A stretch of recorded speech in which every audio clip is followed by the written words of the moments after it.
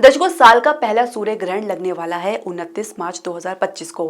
हिंदू धर्म में सूर्य ग्रहण जो है एक प्रकार से कहते हैं कि विशेष महत्व रखता है। हालांकि ये एक अशुभ घटना मानी जाती है। ये भी माना जाता है कि इस दौरान की गई कोई भी साधना वो सिद्धि आपको प्रदान करती है। हाय दर्शकों, वैदिक एस्ट्रोकेन में आपका स्वागत है। मैं ज्योतिष आचार्य पूजा। तो ग्रहण के दौरान किसी भी प्रकार के शुभ कार्य करना निषेध माना जाता है। यहाँ तक कि मंदिर भी बंद कर दिया जाता है। अब 29 मार्च 2025 को जो सूर्य ग्रहण लगेगा और सूर्य ग्रहण जो शुरुआत होगी वो होगी दोपहर 2:20 से। इसके अलावा जो इसका अंत होगा वो शाम 6:16 पर होगा। सूतक काल का क्या समय रहेगा, इसे समझना बहुत जरूरी है। तो सूतक काल का जो समय रहेगा वो ग्रहण से ठीक 12 घंटे पहले रहेगा। इसके अलावा ग्रहण के समाप्त होने के साथ साथ सूतक भी समाप्त हो जाएगा।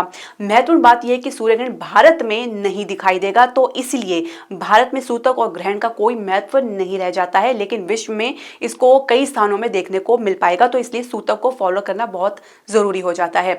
तो विश्व के जो क्षेत्र में जो सूर्य ग्रहण विजिबल होगा या दिखाई देगा वो इस प्रकार है, जिसमें आपके अफ्रीका है, यूरोप देश है और नॉर्थ और साउथ अमेरिका है, अटलांटिक ओशन है और आर्टिक ओशन है, और एशिया के कुछ देश ऐसे जहाँ पे सूर्य ग्रहण जो है विजिबल रहेगा, यानी वहाँ पे दिखाई देगा। तो इसलिए जो अगर आप इस पे हिंदू धर्म पे बिलीव करते हैं या सूर्य ग्रहण पर विश्वास करते हैं तो आपको सूतक को जरूर फॉलो करना चाहिए। तो दर्शकों, ग्रहण के दौरान कुछ आपको सावधानियां बरतनी हैं और ये बहुत जरूरी है, इसको आप हल्के में ना लें। तो जो ग्रहण के दौरान आपको सावधानियां बरतनी है वो इस प्रकार हैं।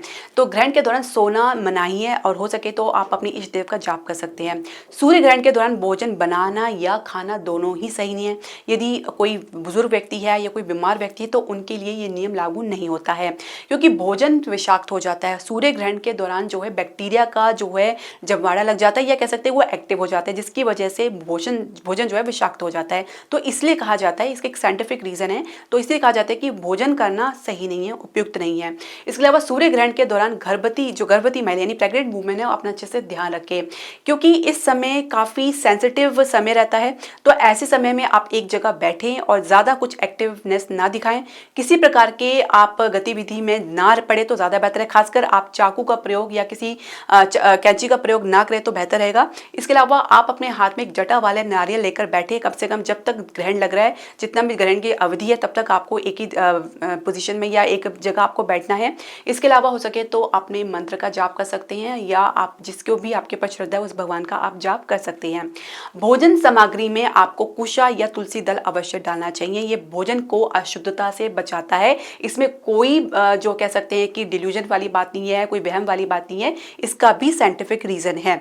इसके अलावा ग्रहण के बाद जो है, अगर जो ग्रहण हो जाता है उसके बाद स्नान व दान का विशेष महत्व है। तो यदि आप उसको फॉलो करते तो अच्छी बात है, लेकिन अगर आप जहाँ पे भी विदेश में हैं तो आप स्नान करके अपने घर को शुद्ध करने के लिए गंगा जल छिड़क सकते हैं। यदि गंगा जल नहीं भी है तो भी आप स्नान करके अपने मंदिर की सफाई जरूर करें।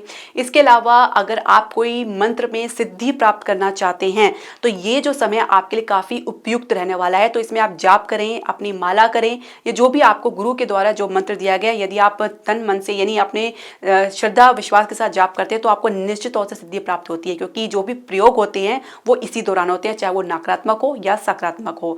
तो दर्शकों, ये जानकारी आपके लिए काफी महत्वपूर्ण रहेगी, हम ये आशा करते हैं। इसके अलावा हम आपसे रिक्वेस्ट करते हैं कि आप हमारे चैनल को लाइक और शेयर सब्सक्राइब जरूर करें, और यदि आपको कोई क्वेरी है या कमेंट है तो हमारे कमेंट बॉक्स में जरूर डालें।